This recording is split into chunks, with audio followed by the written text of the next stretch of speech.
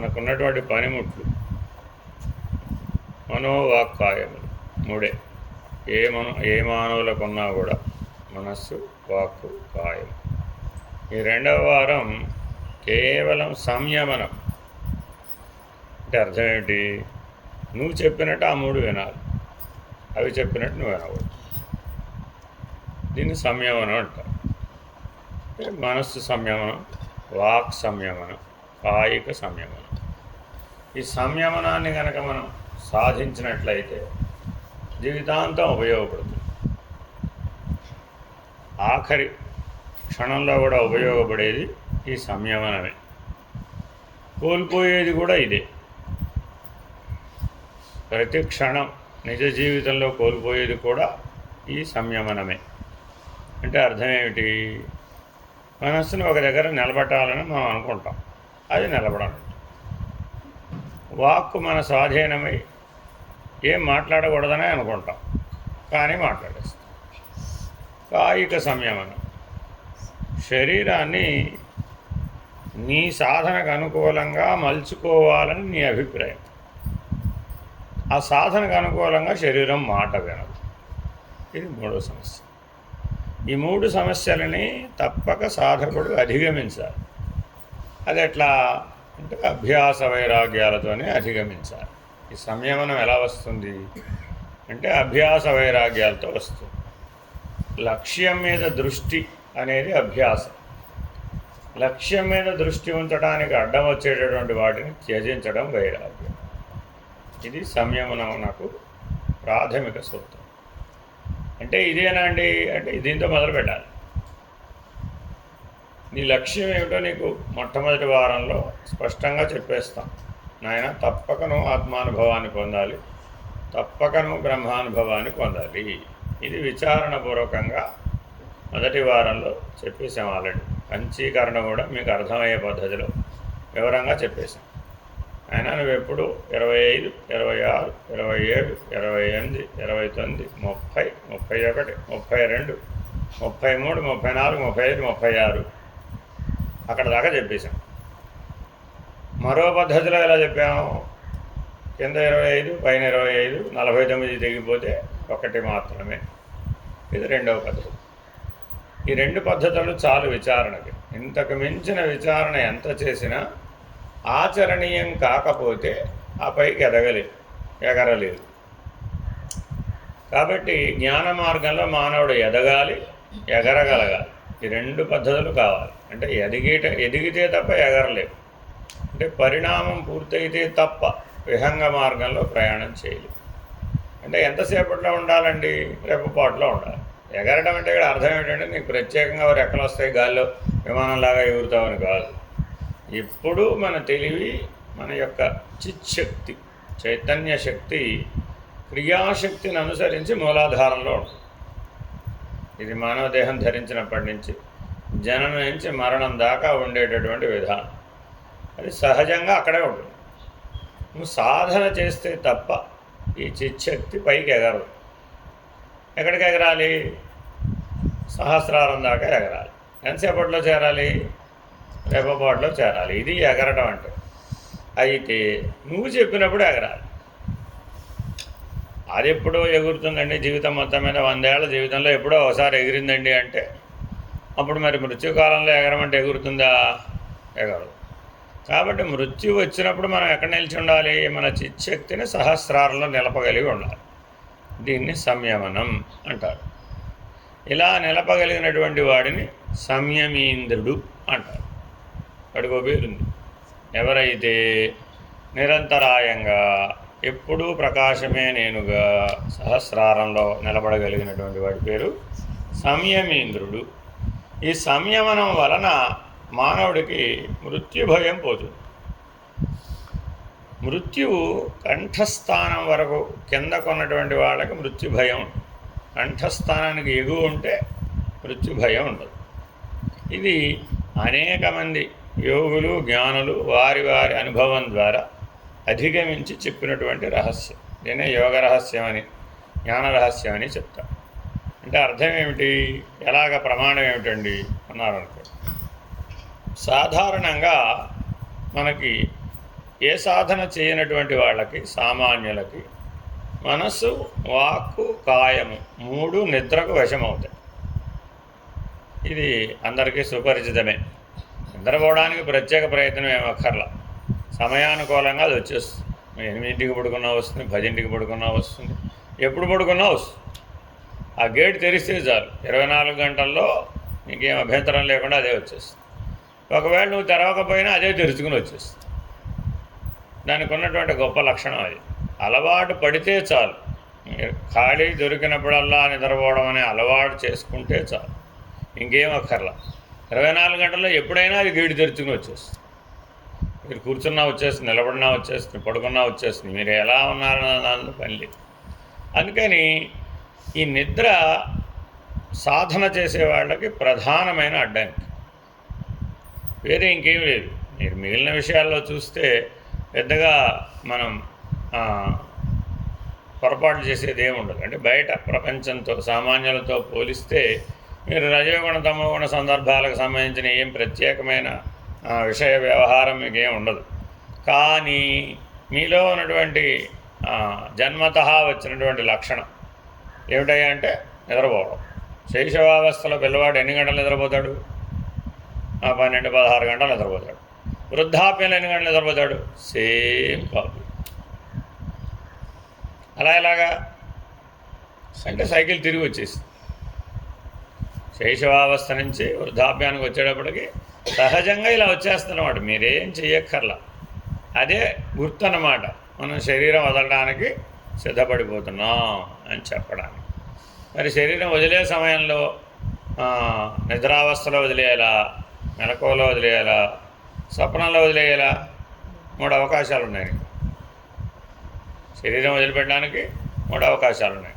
నిద్రావస్థలోనే శరీరం వదిలేమనుకోండి, అప్పుడు మరి మనకి తెలివి లేదుగా. మనస్సు, వాక్కు, కాయము మన స్వాధీనంలో లేవు. మన తెలివి మన చేతిలో లేదు. మన తెలివి మన చేతిలో లేనప్పుడు చిచ్చక్తిని సహస్రాలలో నిలపగలుగుదామా? అవకాశం లేదు. సో కాబట్టి సాధన ఎందుకు చేయాలండి అంటే నిద్రలో శరీరం వదిలిపెట్టకుండా ఉన్నటువంటి స్థితిని సంపాదించడం కోసం. ఎందుకు సాధన అంటారు అందరూ కూడా. ఏం అంత అవసరం ఏముందండి? ఏం పుస్తకాలు చదివితే రాదా, లేకపోతే ఇంకేదైనా చేస్తే రాదా? ఈ సాధనలన్నీ చేయాలంటారా? ఇవన్నీ చేయకపోతే ఏమిటవుతుంది అంటారు. ఏమిటవుతుందయ్యా అంటే ఎప్పుడూ నిద్రే ఉంటుంది మన చేతిలో. అది కళ్ళు మూసుకోగానే వచ్చేటటువంటి గొప్ప స్థితి. వాడికి కూడా ప్రపంచం ఏం లేదు, అది కూడా మంచిదే. కానీ వాడికి ఏం ప్రపంచం లేదు, వ్యవహారం లేదు, విషయం లేదు. కానీ అది శుద్ధ తమోగుణం, పుట్టి తమోగుణం కాదండి, అది శుద్ధ తమోగుణం. ఎందుకని?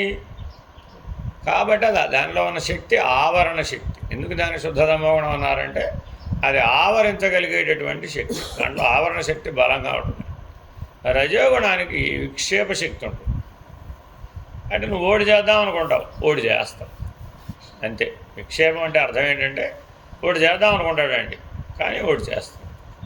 4ంటికల్లా ఏమైనా సరే లేద్దాం అనుకుంటాడండి, 8ంటికి లేస్తాడు. ఏదో కారణం ఉంటుంది అక్కడ.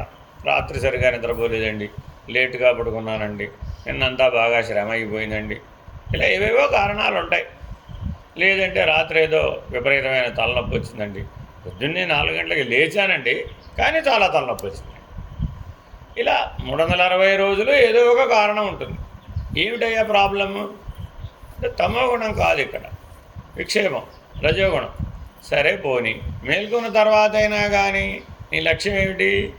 నీలో ఉన్న చిచ్చక్తిని గుర్తించి, చిచ్చక్తి అంటే చైతన్యం, ఆ చిచ్చక్తిని గుర్తించి క్రియాశక్తి, ఇచ్ఛాశక్తి, జ్ఞానశక్తి దాటి ఆదిశక్తి. సహస్రారంలో ఏముంది? ఆదిశక్తి ఉందండి. ఈ 3 స్థానాలని దాటించి ఆదిశక్తి స్థితిలో ఆ చైతన్యాన్ని కనుక నిలపగలిగితే అప్పుడు నువ్వు 3ంటిని దాటేస్తావు, ఎన్ని త్రిపుటులైనా దాటేస్తావు. ఇదొక మార్గం. విచారణ ద్వారా కూడా దాటొచ్చు దీన్ని, అంటే మనస్సుతో కూడా దాటొచ్చు. విచారణ అంటే మనస్సు, లేదా ప్రాణము మనస్సు రెండింటిని కలిపి కూడా దాటొచ్చు. ఈ పని 2 రకాలుగా చేయవచ్చు. బలీయమైనటువంటి తీవ్రమైన వైరాగ్యం, తీవ్రమైన ముముక్షత్వం, తీవ్రమైనటువంటి జిజ్ఞాస, పొందక విడవజాలను పొందక ఉండజాలను అనేటటువంటి బలమైన లక్షణం. అది వాడు ఇంకేం తోచదు. అలాంటి లక్షణం ఉన్నా కూడా విచారణతో సహస్రారానికి చేరవచ్చు. అందుకని ప్రాథమికంగా సాధనలో ఏం చెప్తాము నాయన, దృష్టి భూమధ్యంలో ఉంచుకోండి. ఇది ఏం చేసైనా భూమధ్యంలో ఉంచుకోండి. నీకేదో ఒక సందర్భంలో ఇది కలిసి వస్తుంది. నీకు ఆ వైరాగ్య బలం కలిసి వచ్చినప్పుడు ఈ వివేక వైరాగ్యాలు రెండింటితోటి సహస్రారానికి చేరిపోవచ్చు. అప్పుడు దిగకుండా ఉండాలి. చేరటం అందరూ చేరతారు, ఎప్పుడో ఒకప్పుడు మీకు అనుభవం వస్తుందండి, రాకుండా ఏముండదు. మీరు క్షేత్రాలలోనో గురు సన్నిధానంలోనో లేదా ఒక సద్గురు సన్నిధానం దగ్గరికి వెళ్ళినప్పుడు, ఏ బాబావారి దర్శనానికో లేకపోతే రమణుల దర్శనానికో మరో చోటుగా వెళ్ళినప్పుడు తప్పక మీకు ఆ సర్వవ్యాపక ప్రకాశం అనుభవానికి వస్తుందండి. ఏమిటి ఇంతకీ ఆదిశక్తి అంటే సర్వవ్యాపక ప్రకాశం. మళ్ళీ ఏదో వేరే ఊహించుకునేరు, అష్టాదశ భుజ దుర్గ అన్నారు అనుకోండి, అది కనపడదు అక్కడ. అమ్మో నాకు అష్టాదశ భుజ దుర్గ కనపడలేదు కాబట్టి నాకు అమ్మవారి దర్శనం కాలేదని అనుకోకూడదు. అమ్మవారు అంటే అర్థం ఏమిటంటే సర్వవ్యాపక ప్రకాశం, అదే ఆవిడ ఆదిశక్తి. అదేంటంటే అంటే నిరాకార పద్ధతిని అర్థం చేసుకోవాలి మొట్టమొదటి, అది విచారణ అంటే. చాలామంది విచారణ చేస్తారు కానీ సాకార పద్ధతి వరకే ఉండిపోతుంది. అది కూడా విచారణే, తక్కువేం కాదు, కానీ అది ఉపయోగపడదు. ఎందుకని మృత్యుకాలంలో అంతఃకరణం పడిపోయినప్పుడు మరి ఈ సాకార దర్శనం ఉపయోగపడదు కదా. మృత్యుకాలంలో నువ్వే నిరాకారం అయిపోతావు. ఆ మృత్యు తర్వాత ఏంటంటే నువ్వు నిరాకారం, ఈ నామరూపాలు అక్కడ ఉండవు. కాబట్టి కేవల నామరూపాలతో మాత్రమే విచారణ చేస్తే అది చివరి కాలంలో ఉపయోగపడదు. కాబట్టి ఎప్పటికైనా మనం బుద్ధిని ఉపయోగించి నిరాకార, నిర్విషయ ఇలాంటి జ్ఞాన మార్గ పద్ధతులను, లక్షణాలను అలవాటు చేసుకోవాలి. సరే, ఇలా చేసేటప్పుడు కాయిక సంయమనం చాలా అవసరం. అంటే అర్థం ఏంటి అంటే ఆవరణ శక్తిని దాటాలన్నా, విక్షేప శక్తిని దాటాలన్నా శరీరం సహకరించాలి. అంటే అర్థం ఏంటి, మీరు రోజులో నేను ఎక్కువసేపు పడుకోవట్లేదండి, 20 గంటలు కూర్చునే ఉంటున్నానండి అంటారు. అంటే శరీరం సహకరిస్తేనేగా, లేకపోతే కూర్చోలేవుగా. నేను 4 గంటలే పడుకుంటున్నానండి, అసలు ఫ్లాట్గా పడుకున్న టైము విశ్రాంతి సమయం 4 గంటలేనండి, 20 గంటలు నేను కూర్చునే ఉంటున్నానండి. Very good. అప్పుడు నీకేం వచ్చినట్టు, కాయిక సంయమనం వచ్చినట్టేగా. మరి మలదోషం అంటే అర్థం ఏమిటంటే ఈ మలదోషం అంతా ఈ కాయికల్లో ఉండదన్నమాట. అంటే ఎవరికైతే మలదోషం ఘనిష్టంగా ఉంటుందో వాళ్ళు చెప్పినట్టు శరీరం లేదు. ఇది గుర్తుపెట్టుకోవాలి. శరీరం మీ మాట వింటలేదంటే అర్థం ఏంటి, మలదోషం గట్టిగా ఉందన్నమాట. అంటే అర్థం ఏంటి, కూర్చుంటే కాళ్ళు నొప్పులు వస్తాయండి, కూర్చుంటే తలనొప్పి వస్తుందండి, కూర్చుంటే ఒళ్ళు నొప్పులు వస్తాయండి. అసలు కూర్చోవడం ఎందుకండి, పడుకొని చేసే పోలేదా, చేయవచ్చు. అందుకే పతంజలి ఏం చెప్పాడంటే యోగశాస్త్రంలో 1116 ఆసనాలు చెప్పాడు. మీ ఇష్టం, ఛాయిస్ మీకే ఇచ్చేసాడు. మీరు ఏ ఆసనంలో అయినా సరే 3 గంటల సమయం వరుసగా ఉండగలిగితే ఆ ఆసన సిద్ధి లభిస్తుంది. ఆసన సిద్ధి లభించినటువంటి వాడికి మలదోషం ఉంటుంది, ఇంతే, వేరే ఏం లేదు. కాబట్టి ఆసన సిద్ధి లభించకపోతే కష్టం, మలదోషాన్ని నివర్తించడం చాలా కష్టం. అందుకని ప్రతి 10 నిమిషాలకు ఒకసారి కదిలిపోతుంటాం, ప్రతి 5 నిమిషాలకు ఒకసారి కదిలిపోతూ ఉంటాం, లేదా ప్రతి అరగంటకి చూసుకుంటూ ఉండాలన్నమాట. ఇందుకు సాధన రోజు చేయమనేది ఎందుకంటే ఈ మలదోషం నివర్తించబడిందా. ఇక్కడ నివర్తించబడింది అనుకోండి, ఈ మలదోషం మనసులోకి షిఫ్ట్ అయిపోతుంది. ఎందుకని ఈ శరీరం నడపబడేది దేంతో, మనసుతో. ఓహో ఇక్కడ నాకు స్థానం లేదురా బాబు అని ఏం చేస్తుంది, అక్కడికి షిఫ్ట్ అయిపోతుంది.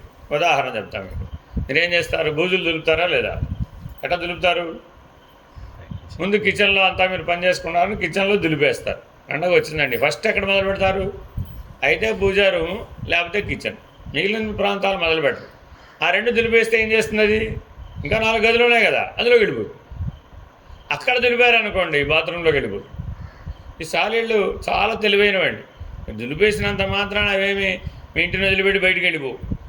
ఇల్లంతా ఒకసారి దులిపితే అప్పుడు వెళ్ళిపోతుంది, చూసుకోండి మీరు కావాల్సి వస్తే. కానీ మళ్ళీ మీరు ఏమరపాటుగా ఉన్నారనుకోండి, 3 నెలలు 4 నెలలు 6 నెలలు దొరకలేదనుకోండి, ఏం చేస్తాయి, ఓహో మనవాడు మళ్ళీ ఏమరపాటుగా ఉన్నట్రా బాబు, నాకు అవకాశం వచ్చింది అని. దానికి ఎక్కడ అవకాశం వస్తే ఈసారి చాలా తెలివిగా వస్తుందండి. నువ్వు అందుకోలేనంత ఎత్తులో కడుతుందండి. మీరు చూసుకోండి, కావాల్సి వస్తుంది. ముందు కింద కడుతుందండి. తర్వాత శాంతం వెంటిలేటరు, శాంతం అటక, శాంతం పైన స్లాబ్ దగ్గర కడుతుంది. ఇప్పుడేం చేయాలి? అది నీకు అందదు. పైకి ఎక్కి దొలపాలి, మన వల్ల కాదు, పైకి ఎక్కితే కింద పడతామేమో, మనకంత బూజుగారు లేదు, చూద్దాంలే అని దాట వేస్తూ పోతుంటాం. అది నిదానంగా పెరిగిపోతుంది, దాని సంసారం పెరిగిపోతుంది. చిన్న సాలీళ్ళు వచ్చేస్తాయి, పెద్దవి కాస్త చిన్నవి అయిపోతుంది, ఇంకంతా పాకిపోతుంది. అది ఒక 6 నెలలు మీరు ఇల్లు దొలపకపోతే ఇంకొక 6 నెలలు వాయిదా వేశారనుకోండి, మీకు ఎక్కడ పడితే అక్కడే దర్శనమిస్తుంది. ఏమండి, సాలీడు భగవంతుడు కదా? కాదా? మరి మీ ఇంట్లో అంతటా బూజులు పట్టేస్తే మాత్రం మీకు ఏమిటి ప్రాబ్లం? పట్టించుకోవాలా వదిలేయాలా?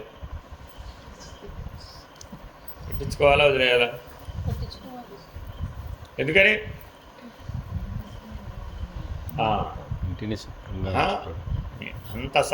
మీ ఇంటి నిండా పూజలు పడితే మీరు దాని మధ్యలో కూర్చొని ధ్యానం చేయండి చూద్దాం, పూజలు జపాలు చేయండి చూద్దాం. ఎందుకని కుదరలేదు? అంటే అంతటా భగవంతుడు ఉన్నాడనేది సార్వజనిక సత్యం. సత్యానికి చాలా స్థాయి భేదాలు ఉంటాయండి. సార్వజనిక సత్యం అర్థమైందండి. కానీ నువ్వు గుర్తించకపోతే, గుర్తించడానికి అనువైన వాతావరణం లేకపోతే, అర్థమైందండి, అది కొద్దిగా కష్టమే. కాబట్టి ప్రాథమిక దశలో సాధన చేసేవాళ్ళు సార్వజనిక సత్యంతో చేయటం కుదరదు. ఇప్పుడు మీరు అరణ్యాల్లో లేకపోతే చెట్టు త్వరలోనో లేకపోతే కొండ గుహలోనో తపస్సు చేస్తూ ఉంటాడండి. ఆయన తపస్సు చేస్తూ ఉంటే ఓ సింహమో పులి వచ్చి పక్కన కూర్చుంటుంది. అది ఆయన ఏం చేయదు, అది వాటి స్థావరాలు అవి, మనమే దాంట్లోకి వెళ్ళాం. ఈయన దాన్ని ఏం చేయడు, అర్థమైందండి. మరి మన పక్కన పులి వచ్చి కూర్చుంటే మనకి మనసు స్థిరంగా ఉంటుందంటారా, పరిగెడతా ఉంటారా? అంటే అర్థం ఏంటి? సంయమనం ఆ స్థాయిలో సాధించాడు. మనమేమో సాలీడుని బలిని భరించలేని దశలో మనం ఉన్నాం. ఆయన సంయమనం ఏ స్థాయిలో సాధించాడు? పక్కన పులో సింహమో వచ్చి కూర్చున్నా ఆయనకు పట్టింపు లేదు, ఏం దాని గురించి అసలు ఆలోచించాడు. ఎందుకని? దృష్టి లక్ష్యం మీద పెట్టాడు. దీనికి ఒక ఉదాహరణ అండి. ఎందుకు విష్ణుమూర్తి పాము మీద పడుకున్నాడు, ఎందుకు శివుడి మెడలో పాములు ఉన్నాయి అని చెప్తున్నాడంటే, నీ మెడలో పాములు వచ్చి పడుకున్నా కూడా నీకు ఈ సంయమనం అనేది కాపాడుతుంది. అంటే నువ్వు సంయమనం ఏ స్థాయిలో సాధించాలి? నీ కాళ్ళకు పాములు చుట్టుకున్నా, నీ మెడలో పాములు వచ్చి ప్రశాంతంగా ఉన్నా, నువ్వు దాన్ని పట్టించుకోనంత స్థాయిలో సంయమనాన్ని సాధించాలి. కానీ ఇప్పుడు మనమే స్థితిలో ఉన్నాం. దోమ కుట్టినా చీమ కుట్టినా కూడా సహించలేని స్థితిలో. అంటే అర్థం ఏంటి? మన తెలివంతా ప్రజ్ఞ అంతా దేని మీద పనిచేస్తుంది? శరీరం మీద పనిచేస్తుంది. అందుకని నేను దేహాత్మ భావన అన్నాడు. ఎందుకని? నీ శరీరం నీ మాట వింటలేదంటే, నువ్వు వినిపించాలనే అనుకుంటున్నావు, కానీ ఆ సంయమనాన్ని సాధించకపోవడం చేత ఎంత ప్రయత్నం చేసినా ఏదో ఒక లక్షణంతో అది పక్కకుపోతుంది. మరి దోమ కుట్టినా పట్టించుకోకలేదా? చీమలు కుట్టినా అక్కర్లేదా? ఏమండి, పట్టించుకోకుండా ఎలా ఉంటామండి? అలా ఎలా కుదురుతుందండి? ఇప్పుడు మరి సాధనగా ఉద్దేశం ఏమిటి? ఈ మాట 96లో చలపల్లి మెహర్ సెంటర్లో పాఠం చెప్తున్నామండి. చెప్తూ ఉంటే అది విపరీతమైన దోమల కాలం. చలపల్లిలో ఒక కాలంలో విపరీతమైన దోమలు వస్తాయి. పైగా చుట్టుపక్కల అన్నీ ఓపెన్ అనమాట. దానికి అప్పుడు ఈ మస్కిటో కర్టెన్లు వ్యవహారం ఈ గోలంతా లేదు. అన్ని తలుపులు తీసేయడమే, అన్ని కిటికీలు తీసేయడమే, లేకపోతే చాలా కష్టం ఉండటం లోపల. అది కూడా ఇట్లాంటి పెద్ద హాల్ అన్నమాట. మరి ఒక్కొక్కరి మీద 100 దోమలు వాళ్ళు ఉన్నాయి. ప్రతి వాళ్ళు ఏం చేస్తారు అప్పుడు? అంతే, ప్రతి వాళ్ళు దోమలు పడడమే పని. అది కుడుతుంటే ఇప్పుడు చూస్తూ ఊరుకోగలుగుతాడా? ఊరుకోలేడుగా. అర్థమైందండి? మీ తల మీద ముసురుతుంటాయి, పక్కల ముసురుతుంటాయి. మీరు ఎంత ఒళ్ళంతా వస్త్రాలు కప్పుకున్నా కూడా ఎక్కడో చోట దానికి అవకాశం వస్తుందండి. మొహం మీదైనా కుట్టేస్తాయి. దానికి ఇక్కడ అక్కడ అని భేదమే లేదు దానికి. మరి కుడుతూ ఉంటే చూస్తూ ఉండగలుగుతారా? కానీ పాఠం ఏం చెప్తున్నాం అంటే అవతార మెహర్ బాబా భగవద్వచనం భగవంతుని దశావస్థలు చెప్తున్నాం ఏకంగా. ఒక పెద్ద ఆయన అంటే ఒక 80 ఏళ్ళ ఆయన అదంతా ఈ చిత్రాన్ని సరిగ్గా జాగ్రత్తగా అమ్మలో కూర్చొని చూస్తూ ఉన్నాడు. పాఠం అయ్యేదాకా ఆయన ఏం మాట్లాడాలి. నేను ఒక మాట చెప్తానండి అని చివరిలో వచ్చి, మీరు భగవంతుని దశావస్థలని ఆ చివర పరబ్రహ్మం నుంచి మళ్ళీ ఈ చివరకు వచ్చి ఈ చివరిని మళ్ళీ పరబ్రహ్మం ఎక్కేదాకా చెప్పేశారు. అంతా బాగుంది, పాఠం బాగా చెప్పారు. విన్నవాళ్ళు కానీ చెప్పిన వాళ్ళు కానీ దోమలు కొట్టుకోకుండా ఉన్నారు. దోమలు కుడుతున్నాయి సత్యమే. కుడితే కుట్టింది, పోతే పాని, శరీరానికే కదా కుట్టింది, నాకు కాదు కదా అని కదా మీరు ఇప్పటిదాకా చెప్పింది.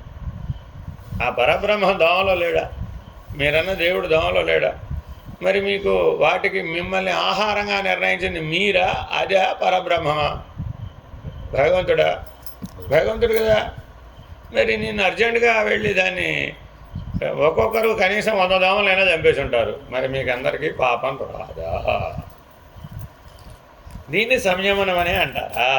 దీన్ని సాధన అనే అంటారా? ఇలా మీరుంటే ఎప్పటికైనా సాధించగలుగుతారు. ఈ ప్రశ్న ఆలోచింపజేస్తుందా లేదా? మరి మనం మనో సంయమనం, వాక్ సంయమనం, కాయిక సంయమనం ఏకంగా ఎక్కడ దాకా మాట్లాడేస్తుంటాం? మాటల్లో ఎక్కడ దాకా మాట్లాడేస్తాం? శాంతం. నేను చైతన్య స్వరూపుడు అండి, నేను ప్రకాశ స్వరూపుడు అండి, అసలు నాకు ఈ శరీరం అవసరం లేదండి, వచ్చే జన్మకు అసలే అవసరం లేదు, ఇప్పుడే అవసరం లేదు. ముక్తుడంటే అర్థం ఏంటి? నాకు ఇప్పుడే అవసరం లేదు. అందుకని శంకర భగవత్పాదులు అలా అన్నాడని కాపాలికి వచ్చి నీ తలకాయ కావాలి. సరాసరి ఏమడిగాడండి? నీకు శరీరం అక్కర్లేదు అంటున్నావుగా, నువ్వు శరీరం కాదంటున్నావుగా, నువ్వు ఆత్మస్వరూపుడు, పరమాత్మస్వరూపుడు, బ్రహ్మస్వరూపుడు, పరబ్రహ్మస్వరూపుడు అని అద్వైతం బోధిస్తున్నావుగా, నేను అంతటా ఉన్నాను, సర్వవ్యాపకుడను, సర్వసాక్షిని అంటున్నావు కదా, సర్వవ్యాపక ప్రకాశాన్ని అంటున్నావుగా, నాకు ఈ సప్తధాతు నిర్మిత శరీరంతో పనే లేదంటున్నావుగా, నాకు పని ఉంది, నేను ఉపాసన చేస్తున్నాను. ఆ ఉపాసనకి బ్రహ్మజ్ఞాని యొక్క శిరస్సు కావాలి. నీ శిరస్సు నాకు ఇచ్చేస్తే 1116 మంది సామాన్యులను బలిచ్చే బంతు అవుతుంది. నువ్వు ఇవ్వకపోతే 1116 మంది సామాన్యులను బలి ఇవ్వాలి. అది చాలా కష్టం కదా. ఇలా నేను ఎప్పటి నుంచో ఎదురు చూస్తున్నా. మరి అరణ్యంలోకి వచ్చి 1116 మంది బలికి సిద్ధపడమంటే సిద్ధపడతారు. నువ్వు నాకు దొరికావు, నాకు అక్కర్లేదు అన్నవాడు, నీకు అక్కర్లేదు నాకు ఉపయోగమేగా, ఇచ్చేసి ఏమన్నా మనమైతే అందుకని వారికి మనకు శరీరం ఒకటే కదా, గుర్తుపెట్టుకోవాలంటే శరీరం దృష్ట్యా ఏం భేదం లేదు. మరి ఇమ్మంటే ఇస్తామా? శిరస్సు ఇమ్మంటే ఇస్తామా?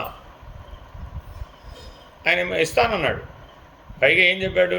నీకు వీళ్ళందరూ చుట్టుపక్కల ఉన్నప్పుడు నువ్వు తీసుకెళ్ళాలి, వాళ్ళు ఊరుకోరు, కానీ ఫలానా టైంలో అయితే నేను ఒక్కడనే ఉంటాను, అప్పుడు తీసుకుపో, అప్పుడు నీ ప్రాణానికి ప్రమాదం రాదు, లేకపోతే వీళ్ళందరూ నేను బ్రతకనివ్వరు. కాబట్టి ఆ అనువైన కాలం ఏదో నేనే చెప్తాను, ఇదిగో ఫలానా టైంలో నేను అక్కడ ఉంటాను, అప్పుడు నేను ఒక్కడనే ఉంటాను, వచ్చి పట్టుకుపో. అలాగే వీళ్ళు అక్కడే కూర్చున్నాడు, ఏం వెరవలేదండి. ఈ మాట చెప్పిన తర్వాత శిష్యులకి ఈ మాట చెప్పాలా? ఫలానా వాడు వస్తాడు, సరస్సు పట్టుకుపోతా అన్నాడు అని చెప్పాలా? చెప్పలేదు.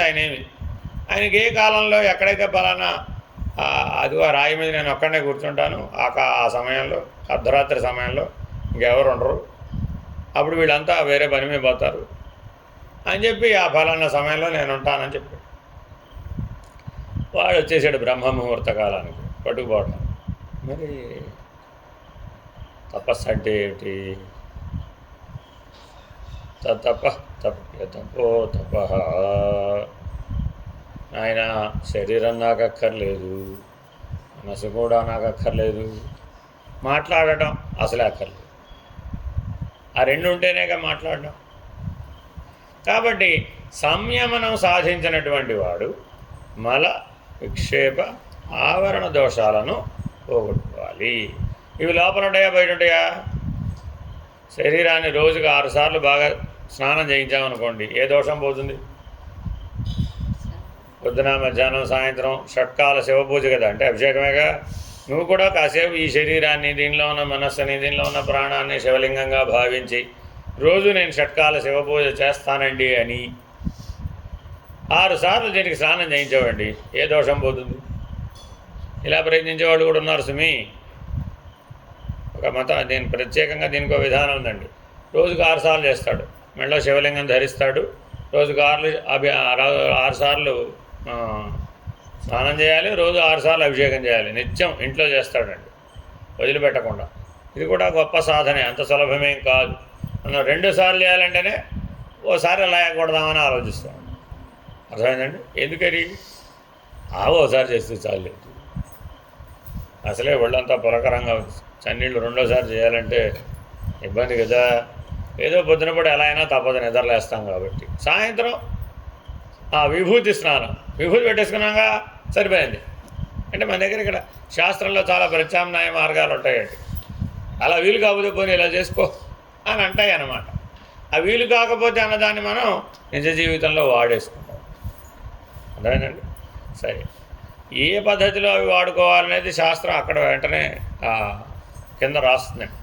నువ్వు లేవలేనప్పుడు, నువ్వు మంచంలో ఉన్నప్పుడు, నీకు విపరీతమైన అనారోగ్యం ఉన్నప్పుడు, స్నానం చేసే అవకాశం లేనప్పుడు, ఇలా ఎన్నో లక్షణాలు ఇచ్చింది. ప్రయాణంలో ఉన్నావు, 30 గంటలు ప్రయాణం, ఎలా చేస్తావు? చేయలేవుగా. అప్పుడు ఇలాంటి ప్రత్యామ్నాయ మార్గాలను ఉపయోగించుకోమని. కానీ మన దగ్గర స్నానం చేసే అవకాశం, నదీ తటంలోనే ఉంటాడు, నదిలో మనడమేగా పని వెళ్ళి అర్థమైందండి. కాబట్టి ఈ మలదోష నివర్తన అనేది కేవలం ప్రాథమికంగా భౌతికంగా మాత్రమే చేయాలా, లేదా మనసులో ఉన్న మాలిన్యాన్ని పోగొట్టుకోవాలా? ఇది వెరీ వెరీ ఇంపార్టెంట్. అంటే భౌతికంగా కూడా అవసరమే, అనవసరం పనికిరాదు అనకూడదు. అంటే నెలకోసారి స్నానం చేస్తానంటే అప్పుడైతే నేను ముక్తుండండి అని భౌతికమైనటువంటి పద్ధతిలో ఉండేవాళ్ళు కూడా ఉన్నారు. ఎందుకని ప్రతి చోట ఇలాగా కింద హంసపాదు పెట్టి చెప్తుంటాడు అనమాట. నాయన ఇది మాత్రమే సత్యం అని అనుకోవడం పొరపాటు. వాళ్ళు చేయరండి, నెల రోజులు చేయరు, 6 నెలలు చేయడు. దానికి వేరే ఆ దీక్షల పేర్లు వేరే, అవన్నీ ఇప్పుడు మీకు చెప్పక్కర్లేదు, మీకు అవసరం లేదు. అలాంటి దీక్షలు కూడా ఉన్నాయి. 6 నెలలు స్నానం చేయడు, అవసరం లేదు. అవసరం లేని స్థితిలో వాడు ఉంటాడు. ఇది బాగా గుర్తుపెట్టుకోవాలి మీరు. స్నానం అవసరం లేని స్థితిలో వాడు ఉంటాడు, వాడిని అలా తీర్చిదిద్దుతాడు. అలా కూడా ఉంటారు. అదే అలా ఎలా ఉంటారంటే వాడు అన్నం తినడు, వాడే విసర్జన చేయడు, అలాగే ఉండిపోతాడు. వాయు భక్షణంతో ఉంటాడండి. ఆహారం గాలే, ఇంక వాడే ఘనాహారాలు ద్రవాహారాలు తీసుకోవడం, మంచిని కూడా ముచ్చుకోడు, అవసరం లేదు వాడు, అలా ఉండిపోతాడు. మరి ఇప్పుడు వాడు ఎందుకు స్నానం చేయాలి? అవసరం లేదు, గాలిలో తేలుతూ ఉంటాడు. ఇంకా వాడికి స్పృహ లేదండి, శారీరక స్పృహ లేదు. మరి అట్లా ఆ స్థితిలో ఉన్నవాడు 6 నెలలు స్నానం చేయకపోయినా వాడికి. సో ఇట్లాగా ప్రతి దాంట్లోనూ ఆయా సాధన పద్ధతులు ఎన్ని ఉన్నాయంటే కొన్ని లక్షలాది పద్ధతులు ఉన్నాయి. మనకేది సూటబుల్, వెరీ వెరీ ఇంపార్టెంట్. అంటే ఏ సాధన నువ్వు ఇప్పుడు మొదలు పెడితే ఎప్పటిదాకా చేయాలి? సహజమయ్యేదాకా చెయ్యాలి. ఎప్పటిదాకా చెయ్యాలండి అంటే సహజమయ్యేదాకా చెయ్యాలి అంతే. ఎందుకని? నీలో ప్రాణం సహజం, మనస్సు సహజం, బుద్ధి సహజం, ఇవన్నీ సహజమేనా కదా? నీ చైతన్యం కూడా సహజమే. మరి ఆ సహజ స్థితిలోకి ఈ సాధనను తీసుకెళ్ళాలి. ఏ సాధన చేయకుండా అదే వస్తుంది కదండి అంటే రాదు. ఎందుకని? భోజనం చేయడమే రాలేదు, ఏం ప్రయత్నం చేయకుండా భోజనం చేయడం వచ్చిందండి, అదే రాలేదు. అదే రాకపోతే మిగిలిన ఎందుకు వస్తాయి? చిన్నప్పటి నుంచి మెతుకు కింద పడకుండా తింటాం, జాగ్రత్త వహించాలా అక్కర్లేదా? కొంతమందికి ఆ జాగ్రత్త లేకపోతే కంచం చుట్టూతా మెతుకులు పడతాయి చూడండి. మరి అప్పుడేమంటాం? శ్రద్ధ లేదు, జాగ్రత్త లేదని అంటున్నాంగా. కాబట్టి ఎవరికైతే ఈ సంయమనం లేదో వాళ్ళని వాళ్ళతో పోల్చారు. ఎందుకని? నీకు దాని అందు శ్రద్ధ లేదు. సరే, నెక్స్ట్ లెవెల్ చెప్తా. మాలిన్యం మనసులో ఎలా ఉందయ్యా అంటే త్రిగుణ మాలిన్యంగా. మాలిన్యం మనసులో ఉన్నది ఏమిటయ్యా అంటే త్రిగుణ మాలిన్యమే మాలిన్యం. కాబట్టి తప్పక దానికి అధిగమించాలంటే ఏం కావాలి? విచారణ, వైరాగ్యం. విచారణ, వైరాగ్యం. 3 గుణాలను అధిగమించాలంటే తప్పక ఉపయోగించవలసిన పద్ధతులు విచారణ, వైరాగ్యం. మరి ఇప్పుడు సాధన ఏమిటండి? సంయమనమే సాధన. అదంత సులభమేం కాదు. 3 గుణాలు దాడడం సులభమైతే అందరూ ఈ పాటికి చేసేసేవాళ్ళే. సృష్టి ఆది నుంచి ప్రయత్నిస్తూనే ఉన్నాం. సృష్టి అంతం దాకా ప్రయత్నం జరుగుతూనే ఉంది. సృష్టి అంతా 3 గుణాలతోనే ఉన్నది. నువ్వు ఈ సృష్టిలో దేన్ని గుర్తించినా అది ఏదో గుణం కిందకు వచ్చేస్తుంది. పాలు సత్వగుణం, పెరుగు రజోగుణం, అర్థమైందండి. వెన్న సత్వగుణం, అర్థమైందండి. అలాగా జాగ్రత్తగా గమనిస్తే ఘృతం గుణాతీతం. ఘృతం గుణాతీతం అండి. ఎందుకని? తర్వాత దానికి పరిణామం చెందడానికి ఏమి లేదు. ఏమిటండి? పాలు పెరుగు అలా ఉండి ఘృతం గుణాతీతం ఎలా అయిపోయింది? సాధనపూర్వకంగా అది అలా తయారవడం వలన. కాబట్టి మనం అందరం ఇప్పుడు సాధారణంగా ఏ స్థాయిలో ఉంటాం? పాలు లెవెల్లో ఉంటాం. అందరం మన మనసులన్నీ ఎక్కడ ఉంటాయండి? పాలు స్థాయిలో ఉంటాయి. లేదా అవసరమైనప్పుడు ఏం చేసాం? పెరుగయింది. ఎలా అయింది? రజోగుణం అనే తోడు పెట్టాం. మీరు పెరుగని రజోగుణం తోడు పెట్టకపోతే పాలు పెరుగవుతాయా? అవో. అంటే అర్థం ఏమిటి? మీ రోజువారీ జీవితంలో ఏదో ఒక కర్మ ఫలితం మీద ఆసక్తమయ్యి, ఎందుకని? రజోగుణ ధర్మం కర్మాసక్తం, వేరే ఇంకేం లేదు. సత్వగుణ ధర్మం దైవీ లక్షణం. కర్మకు అధిగమించడమేమో సత్వగుణ ధర్మం, కర్మకు లోబడటమేమో రజోగుణ ధర్మం. ఏదో ఒక సందర్భంలో ఆ పాలలో పెరుగు తోడు పడిపోతుంది. అంటే అర్థం ఎక్కడో ఒక చోట బాహ్యంలోకి వచ్చేసి ఇంద్రియాల స్థాయికి వచ్చేసి కర్మాసక్తం అవుతావు అన్నమాట. ఎంతసేపు అవుతావు? తోడు ఎంత వేయాలండి? కొంచెం. ఎంత? కొంచెం అంటే గుండెడు పాలలో ఒక చొక్కేస్తే తోడుకోడు చెట్టు తోడుకోదు. దానికి సరిపడినంత. ఉప్పు ఎంత వేయాలంటే సరిపడినంత. తోడు ఎంత వేయాలంటే సరిపడినంత. చొక్క వేస్తే తోడుకోదండి, మర్నాటికి పాలే ఉంటాయి. కాబట్టి నువ్వు నీ జీవితాన్ని కుండెడు పాలుగా చూస్తున్నావా, కడివెడు పాలుగా చూస్తున్నావా? This is very very important. నీ మనస్సు యొక్క కెపాసిటీ ఎంత? కుండెడు పాల, కడివెడు పాల? కుండెడు పాల, కడివెడు పాల? ఏమోనండి, నేను ఒకప్పుడు కుండలాగా కనబడుతుంది, ఒకప్పుడు కడివెడులాగా. అయితే తోడు కూడా దాన్ని పెట్టి. కాబట్టి కర్మాసక్తత ఎంత లభిస్తుందండి నీకు? కుండెడు పాలలాగా ఉన్నాడండి, చాలా తక్కువ. కడివెడు పాలలాగా ఉన్నాడండి, అప్పుడు దాన్ని బట్టే కర్మాసక్తత పెరిగిపోతుంది. అంటే ఒక రోజులో ఎన్నిసార్లు నీకు కర్మాసక్తమయ్యే బెల్ రింగ్ అవుతుంది? ఇప్పుడు ఇలా కూర్చుంటే పని అవుతండి బాబు. ఇప్పుడు తెగబడి పని చేయాల్సిందే. ఇప్పుడు ఫలితాసక్తి లేకుండా పనిచేద్దాం అంటే ఇప్పుడు వర్కౌట్ కాదు. ఏమైనా సరే నాకు ఈ ఫలితం రావాలని గట్టిగా నిలబడాల్సిందే. నిలబడితేనే ఆ పని అవుతుంది, లేకపోతే అవ్వదు. అంతే. ఏమవుతుంది? మరి ఈశ్వరుడు ఏమైపోయాడు? రజో రాగాత్మకం విద్ధి తృష్ణాసంగ సముద్భవం. ఎక్కడి నుంచి పుట్టిందండి? తృష్ణ సంగత్వం. తృష్ణ అంటే ఏంటి? ఆశ. ఆశ. తృష్ణ అంటే ఏమిటండి? ఆశ. ఒక భర్తృహరి సుభాషితం ఉందండి. ఈ సృష్టిలో ఎప్పటికీ తీరనిది ఏది? తృష్ణ. ఎప్పటికీ తీరదటండి. అంటే అర్థం ఏంటి? నువ్వు ఎన్ని రకాలుగా తీర్చడానికి ప్రయత్నించు, ఇంకా మిగిలే ఉంటుంది. ఇది వృద్ధాప్యంలో చింతగా మారుతుంది.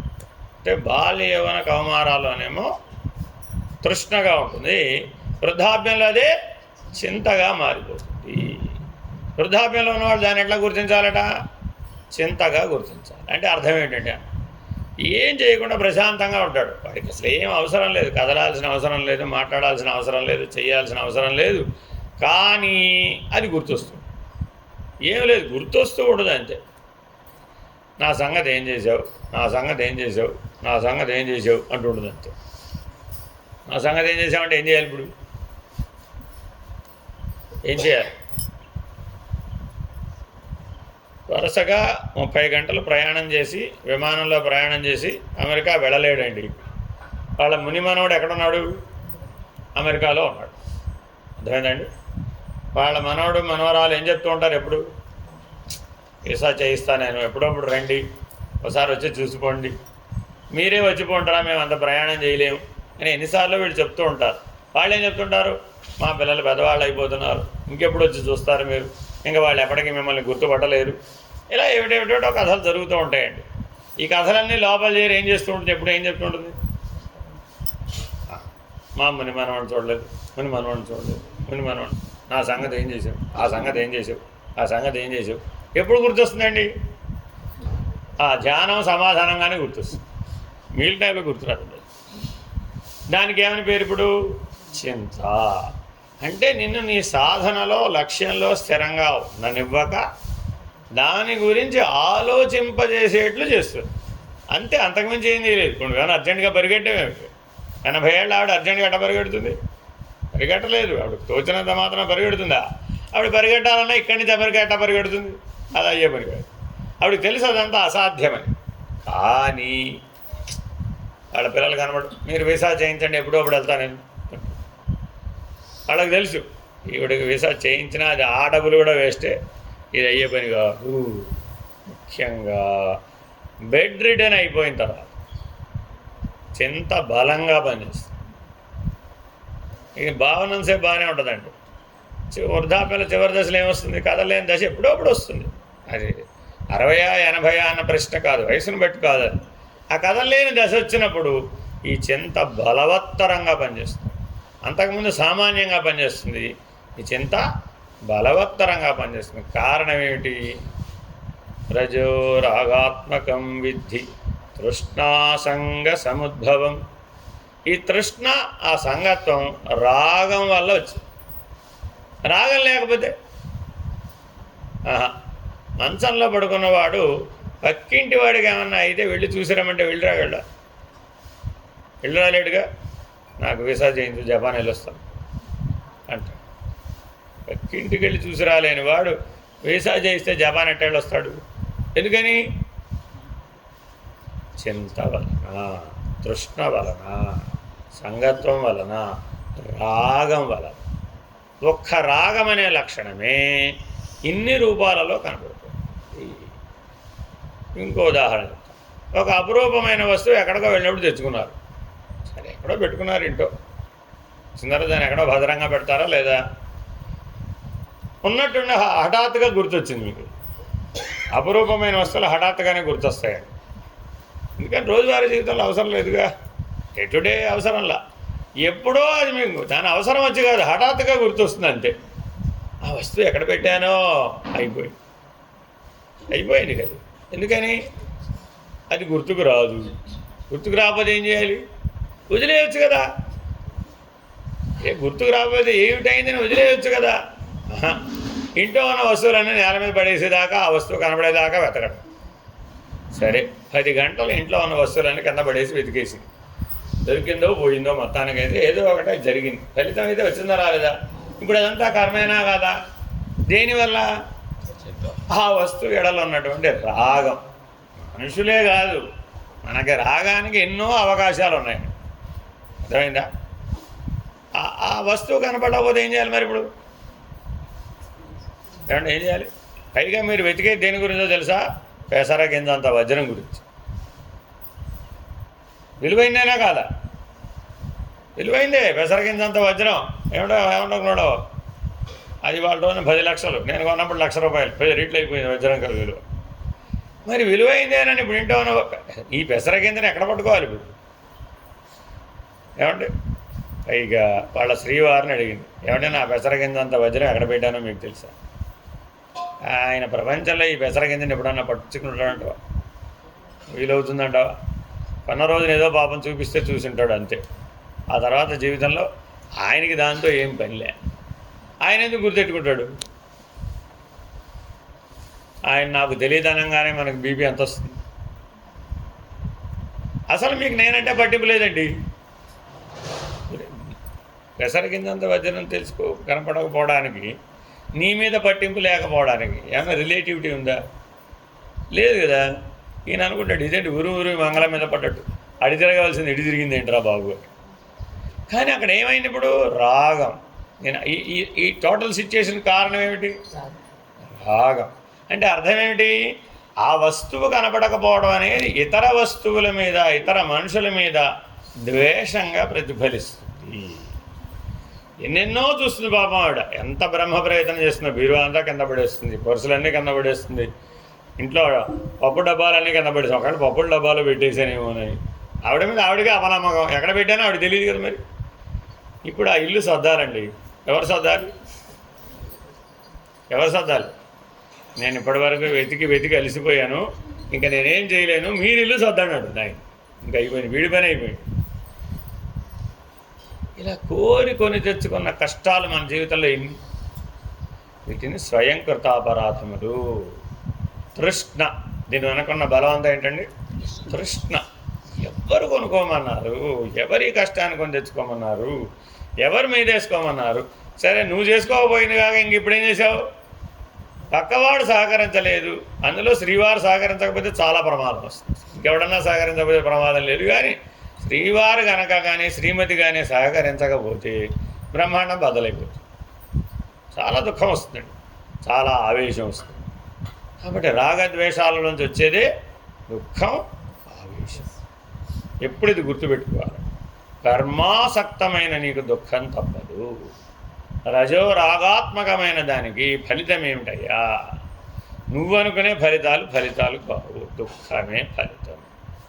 తత్వజ్ఞానం స్పష్టంగా చెప్పేసింది. విక్షేప దోషం ఉంటే దుఃఖం తప్పదు.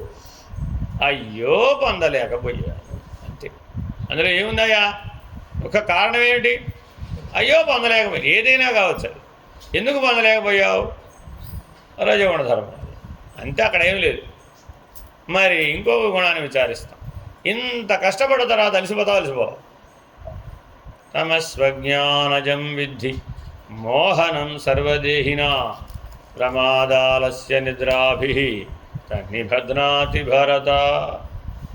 ఆయన ఎప్పుడైతే విక్షేప దోషం చేత బలంగా జీవిస్తావో, రజోగుణాత్మకమైన బలం పెరిగిపోతుందో, అప్పుడు నీకు తెలియకుండానే బలంగా అలసిపోతావు. తేలిగ్గా అలసిపోవచ్చుగా, బలంగా అలసిపోతాడట. అది ఆ ప్రయోగం చూడండి. ఎందుకని బలంగా అలసిపోయాడట? విక్షేప దోషం వల్ల కర్త భోక్త బలంగా బలపడిపోయాడు. ఎంత బలంగా బలపడిపోయాడయ్యా అంటే నేను అది కాదని చెప్పడానికి వీలు లేనంత. ఎప్పటికీ నేను కర్త కాదు, నేను భోక్త కాదని చెప్పడానికి ఉన్న అవకాశాలన్నింటినీ కూడా పోగొట్టుకున్నాడు. దేని వలన? ఆవరణ దోషం.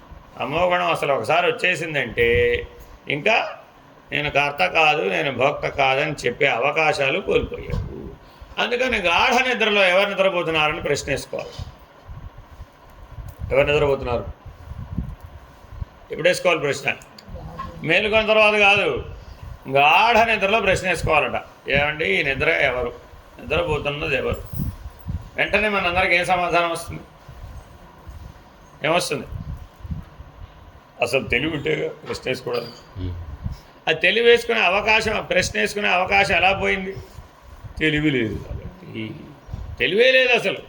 ప్రశ్న వేసుకోవాలని తెలివి ఉండాలిగా, ఏ ప్రశ్న అయినా సరే. మరి ఆ తెలివి ఎలా లేకుండా పోయింది అంటే అప్పుడే పోలాది.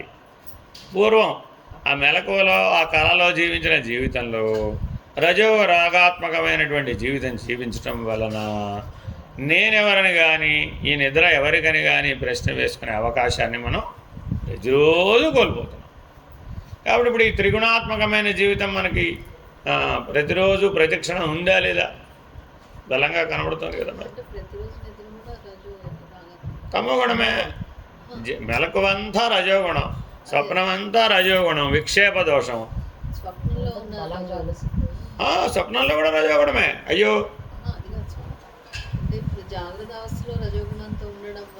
అదేం లేదు, అదేం లేదండి.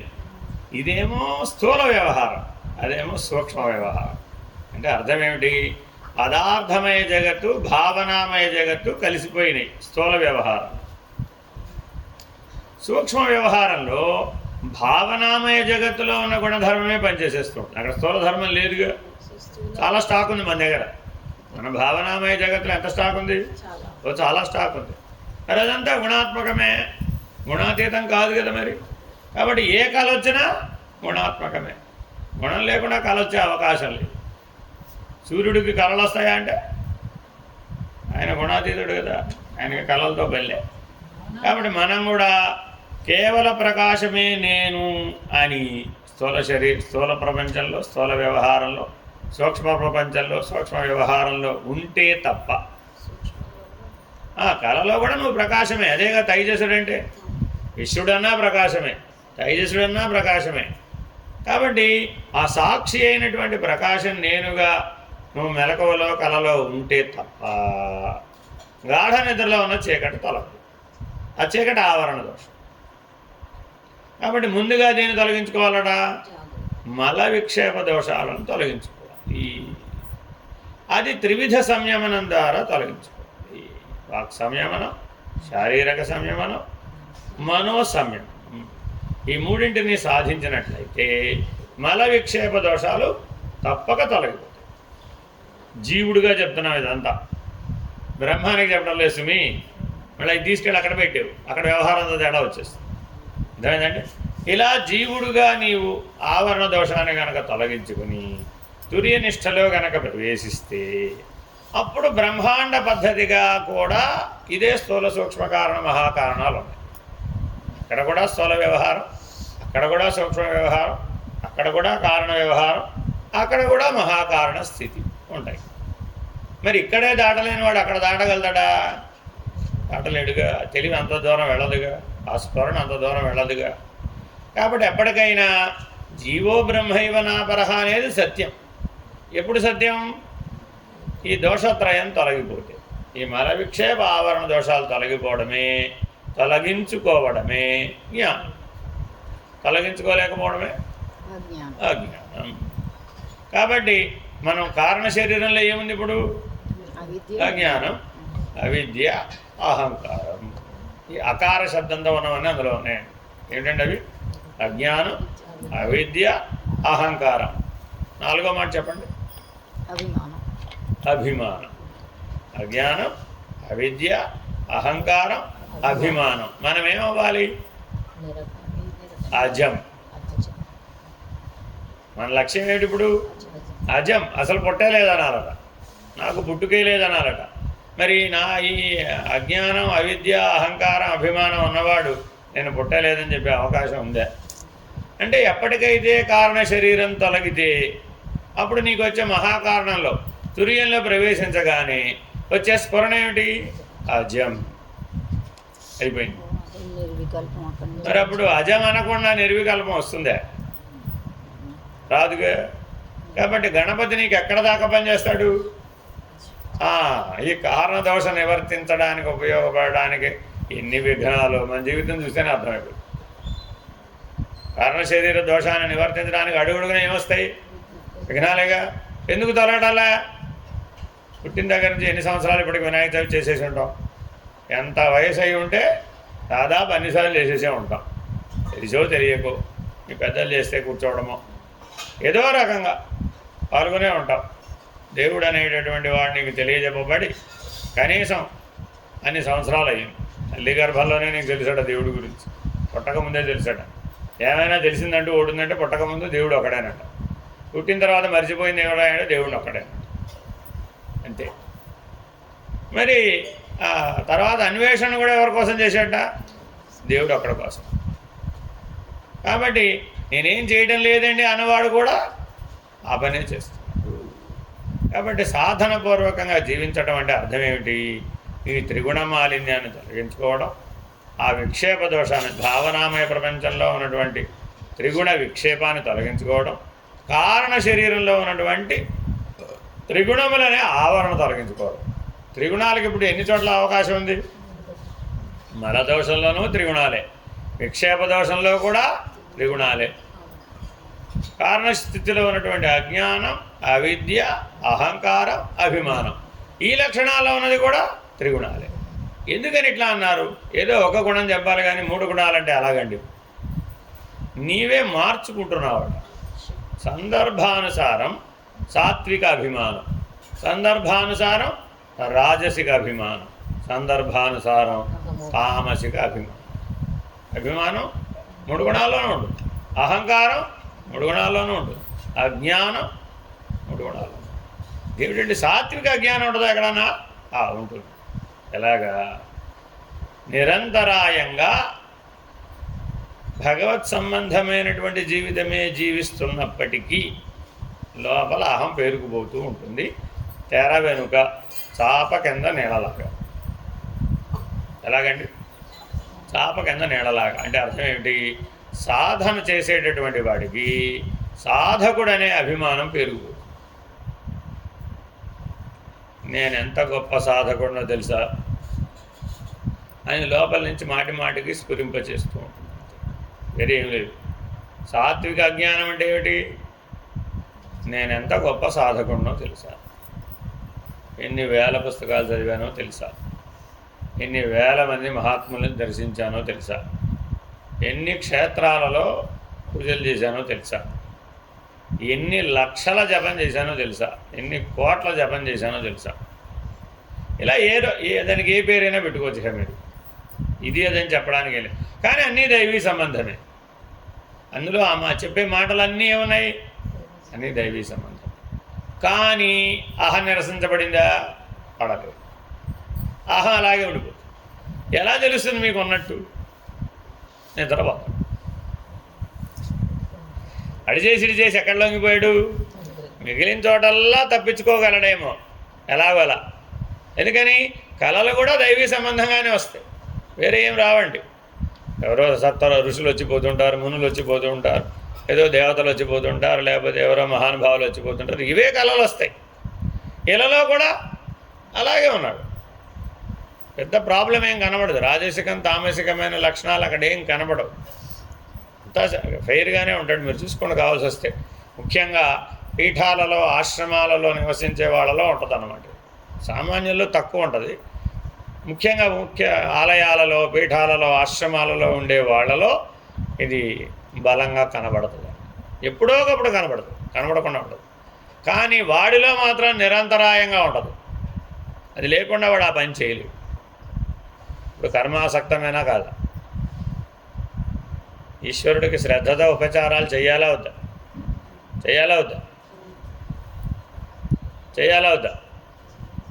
ఎలా? శ్రద్ధ అంటే ఏమిటి?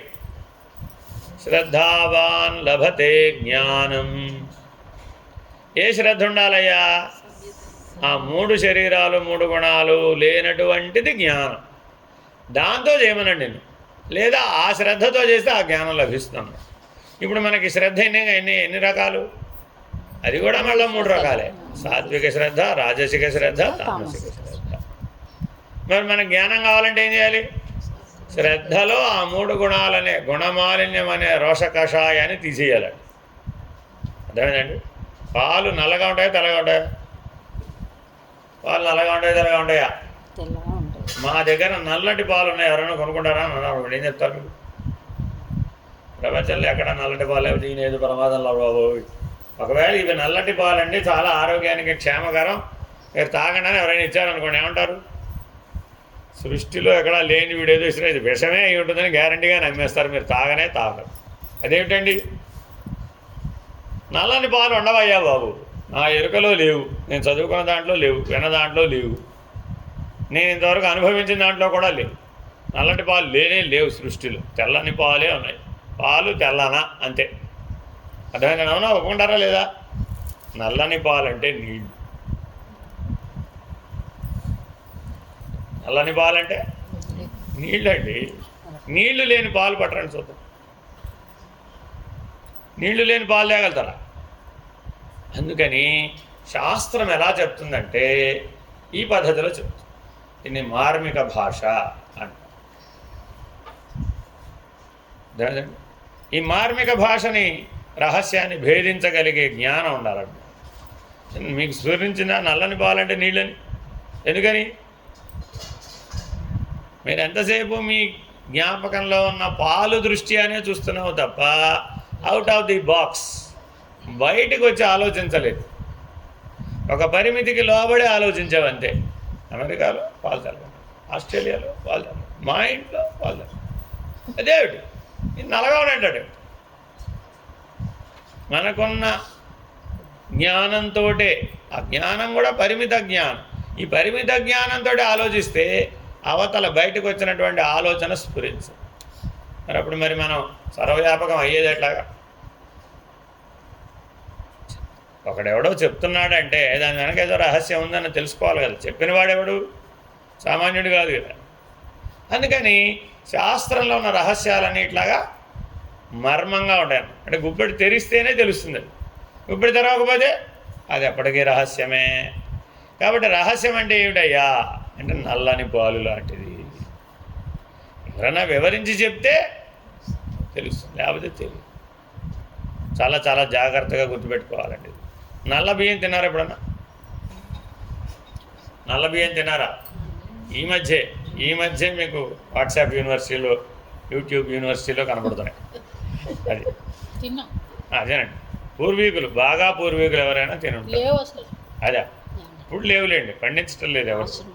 వెళుదురు కానీ జాగ్రత్తగా మీరు ఆలోచిస్తే ఇలా ప్రతి దాంట్లోనూ ఒక విశేషం ఎప్పుడూ ఉంటుంది. అయితే అది సామాన్యం. ఎక్కడి నుంచి చూస్తే, అతీతంలో నుంచి చూస్తే ఇవన్నీ సామాన్యమే, వీటికి ఏం విలువ లేదు. ఇప్పుడు చెప్పిన వాడికి ఏ విలువ లేదు. ఎందుకని? అతీత జ్ఞానం నుంచి, ఆత్మజ్ఞానం నుంచి చూస్తే ఈ సంయమనానికి ఏ విలువ లేదు, ఆ 3 గుణాలకు కూడా ఏ విలువ లేదు, అసలు ఈ ప్రపంచానికి ఏ విలువ లేదు, నీకు కూడా విలువ లేదు. జగత్తుతో పాటు జీవుడు కూడా విలువ లేదు. అక్కడ దేనికి విలువ ఉంది? ఆ స్వతఃపూర్ణమైనటువంటి స్వరూపానికి మాత్రమే విలువ ఉంది, ఇంకా దేనికి విలువ లేదు. అందుకని మీకు కింద పూర్వం మొన్న పంచీకరణ చెప్పినప్పుడు ఏం చెప్పాం? ఇది విలువైంది, ఇది ఉన్నది, ఇది ఉన్నది, ఇది ఉన్నది, ఇది ఉన్నది, ఇది ఉన్నది అని ఆడుతూ 25 దాకా వెళ్ళాం. వెళ్ళిన తర్వాత 25 నుంచి కిందకి చూడమన్నాం. చూస్తే ఏమైంది? కింద వాటికి విలువ లేదని తేల్చేసామనుకోండి, 24 ఎగిరిపోయినాయి. ఇప్పుడు 25 ఒకటే. ఎప్పుడు? అతీతమైన దృష్టితో చూసాం. అప్పుడు ఈ మిగిలిన వాటికి దేనికి విలువ లేదు.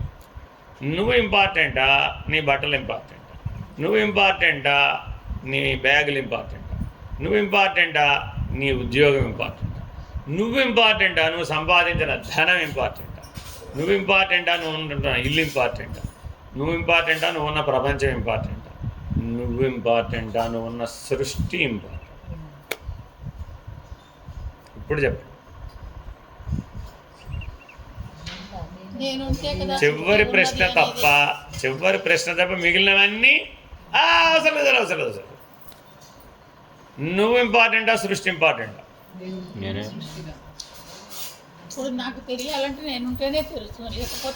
అందుకేగా జీవుడుగా ఉన్నావు. నేనున్నానండి. ఎక్కడున్నాను?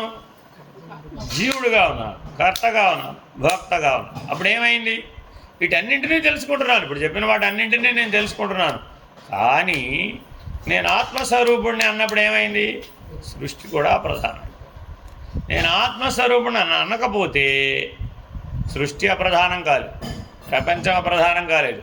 ఆ 2 అప్రధానం కాకపోతే ఈ లైన్లో ఉన్నవన్నీ అప్రధానం కాదు. కాబట్టి ఏ వ్యక్తిని కదిలించినా నాయనా నీకేమిటి ప్రధానమయ్యా అంటే ఏం చెప్తున్నాడు? ఈ అశాశ్వతమైన అనిత్యమైనటువంటివే అతని దృష్టిలో కనబడుతున్నాయి కాబట్టి అవే ప్రధానం. నా వృత్తి నాకు చాలా ప్రధానం అండి బాబు అంటున్నారా లేదా? ఏదో ఒక వృత్తి చేస్తూ ఉంటారు కదా, ఆ వృత్తి ప్రధానమేనా కాదా? ప్రధానమే అన్నాడు అనుకోండి. వృత్తి అంటే ఏదో ఉద్యోగం వ్యాపారం కాదు. వృత్తి అంటే చిత్తవృత్తి. కాబట్టి జీవుడికి ఏది ప్రధానం? చిత్తవృత్తి. వృత్తి శూన్యమైతే జీవుడు లేవు, అహంకార శూన్యమైతే జీవుడు లేవు. కాబట్టి చిత్తాన్ని, అహంకారాన్ని, వాసనామయ దేహాన్ని శూన్యం చేస్తే తప్ప జీవుడు ఎగిరిపోవలేదు. కాబట్టి ఏం చేసైనా, ఏ సాధన ద్వారా అయినా సరే తప్పక మనం సాధించవలసిన లక్షణం ఏంటి? వాసనాక్షయం. ఆ చిత్తము, అహంకారము లేకుండా ఉన్నటువంటి శుద్ధ జ్ఞాన స్థితిని మనం గుర్తించడం రావాలి. శుద్ధ బ్రహ్మ పరాత్పరరాం కాలాత్మక పరమేశ్వరరాం శేషతల్పసుఖ నిద్రితరాం బ్రహ్మాద్యమర ప్రార్థితరాం. అక్కడ వరకు చాలు. అక్కడ వరకే తత్వజ్ఞానం, మిగిలినంత రామాయణం. అక్కడ వరకు ఆయన ఆత్మారాముడు, ఆ తర్వాత దశరథరాముడు, కోదండరాముడు, జానకిరాముడు. అర్థమైందండి? మరి మనం నీ యొక్క స్వరూపం ఏమిటి? ఆ శుద్ధ బ్రహ్మం, ఆ పరాత్పరం, ఆ ఆత్మారాముడు. అలా నువ్వు ఎప్పుడు గుర్తించాలి? ప్రతి క్షణం గుర్తించాలి. ప్రతి క్షణం నువ్వు ప్రకాశం, ప్రతి క్షణం ప్రకాశం కాని సమయం లేదు, స్థలం లేదు, దేశకాల కర్మ నటనలనే విభజనలు లేవు. అలా నీవు గుర్తించడమే ఆత్మానుభవం. హరి ఓం శ్రీ గురుభ్యో నమః. హరి ఓం నారాయణ నారాయణ. ఓం శాంతి శాంతి శాంతి. హరి ఓం.